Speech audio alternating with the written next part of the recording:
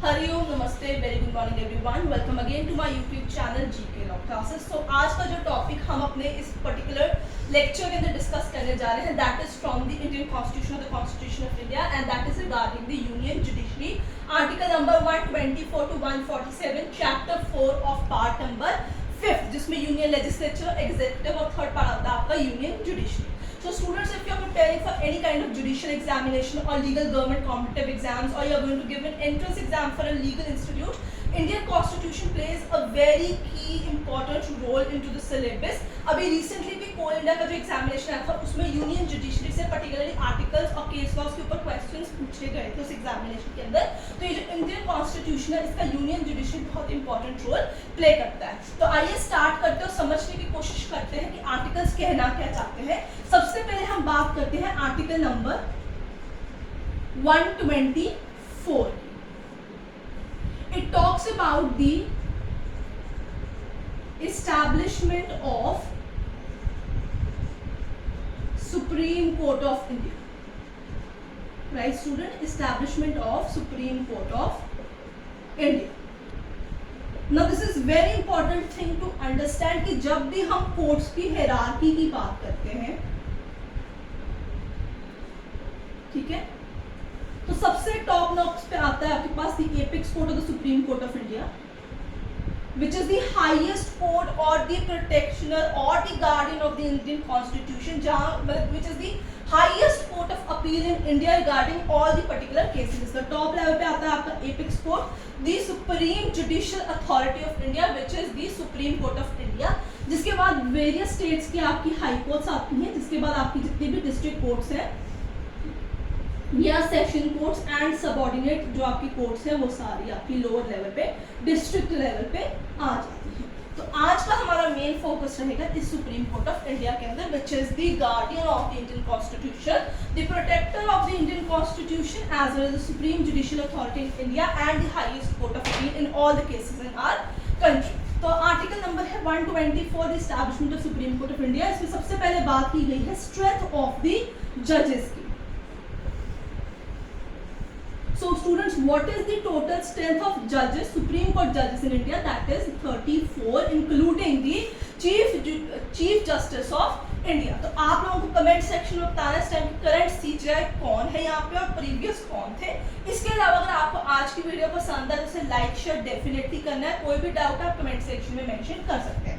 Now let me tell you, सबसे पहले बात की गई स्ट्रेंथ की, उसके बाद इसमें बात की गई अपॉइंटमेंट की। आर्टिकल नंबर 124 में अपॉइंटमेंट ऑफ जजेस हमेशा प्रेसिडेंट ऑफ इंडिया अपने साइन, सिग्नेचर, सील और वारंट के तहत ही करते हैं। ठीक है, प्रेसिडेंट के द्वारा अपॉइंट होते हैं, पर प्रेसिडेंट ऐसे उठा किसी भी जज को अपॉइंट नहीं करते।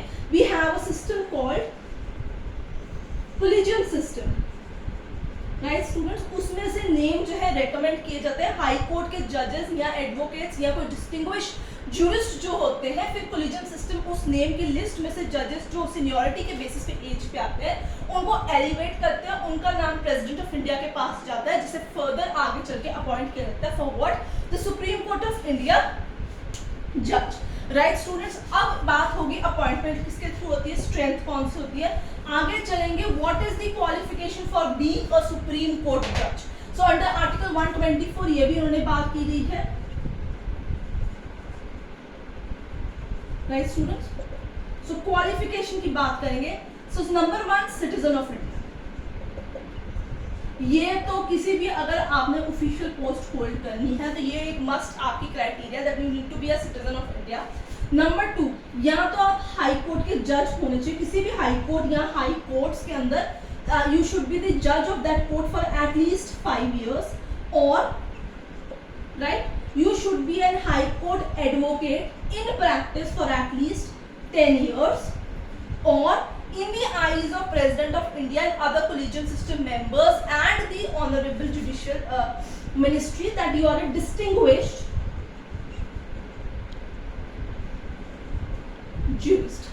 Then also you can be elevated to the post of Supreme Court जज। तो एक हो गया आपका सिटीजन ऑफ इंडिया, इनमें से कोई एक, then only you will be considered for the post of supreme court of India and that too अगर आपकी एज सीनियरिटी के अंदर फॉल कर रही होगी। सो आर्टिकल नंबर 124 में ये तीन चीजों के अलावा एक चीज और की बात की गई है कि सुप्रीम कोर्ट की जब एस्टैब्लिशमेंट होती है तो उसमें सुप्रीम कोर्ट जजेस की बात की गई है, इसके अलावा उनके रिमूवल की भी बात की गई है, रिमूवल ऑफ जजेस। इस पे एक वीडियो भी हमारे पास है, एक शॉर्ट भी है, आप वो चेकआउट कर सकती है। सो proved misbehaviour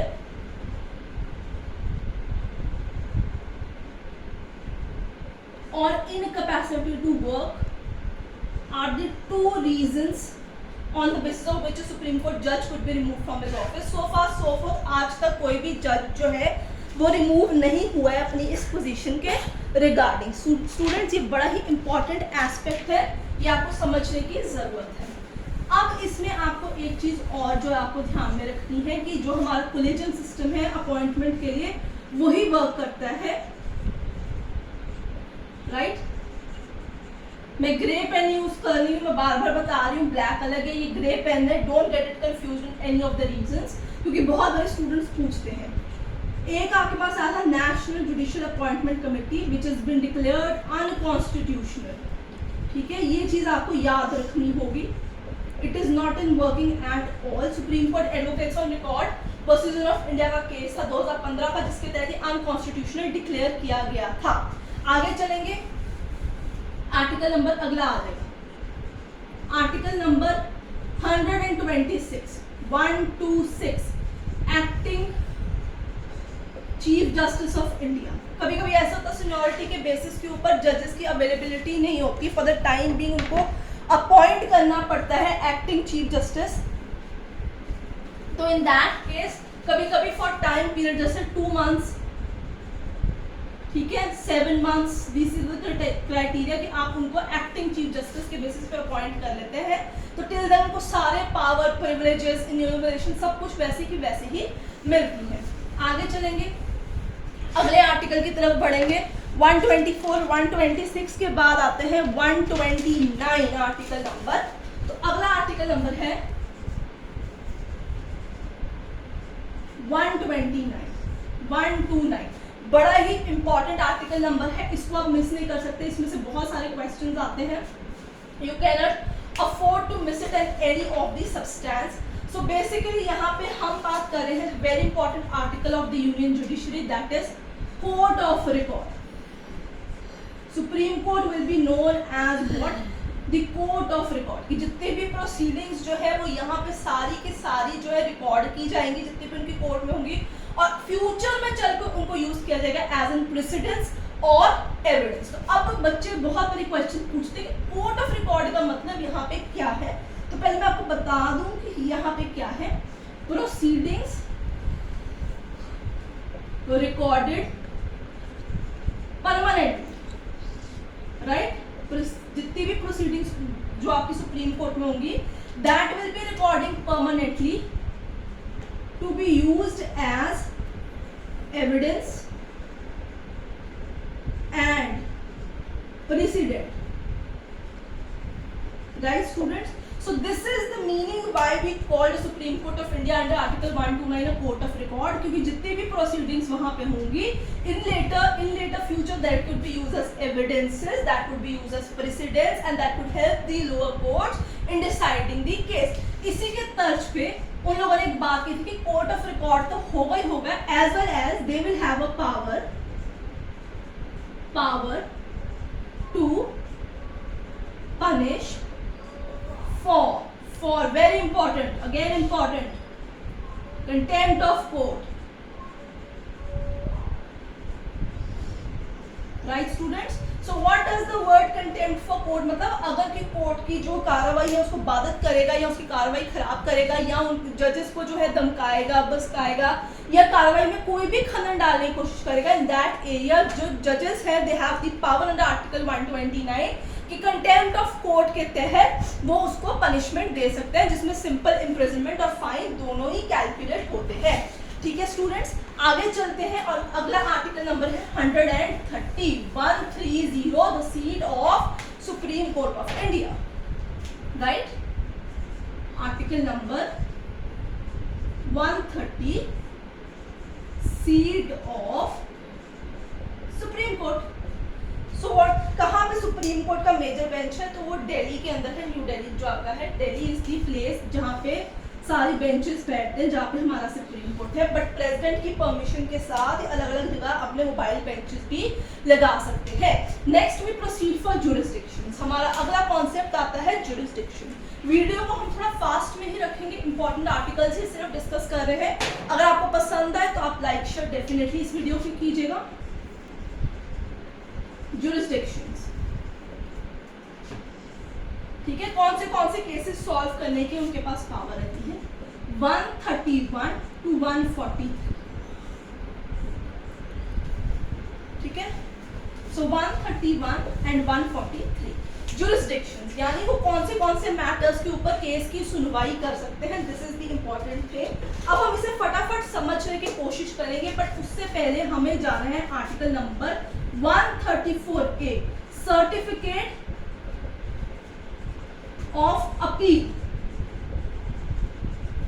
right students, certificate of appeal.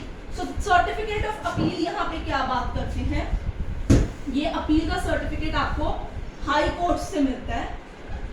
सो इसके तहत क्या होता है 134 के तहत, कि अगर किसी को भी हाई कोर्ट से सुप्रीम कोर्ट के अंदर अपील दायर करनी है, तो सबसे पहले अपने कंसर्न हाई कोर्ट जिसने डिसीजन पास किया है उससे एक सर्टिफिकेट ऑफ अपील जो है वो अक्वायर करना होता है, जिसके अंदर हाई कोर्ट ने इस चीज को स्पेसिफिकली क्लियर किया होता है कि that the particular question is question of law on the fact that need to be considered and decided by supreme court of India. जब उन्हें सर्टिफिकेट ग्रांट कर दिया जाएगा 134A के तहत, देन ओनली सुप्रीम कोर्ट वो मैटर टेक अप करेगा for its hearing. फिर से मैं बता दूं जुरिस्डिक्शन फटाफट से, 131 to 143।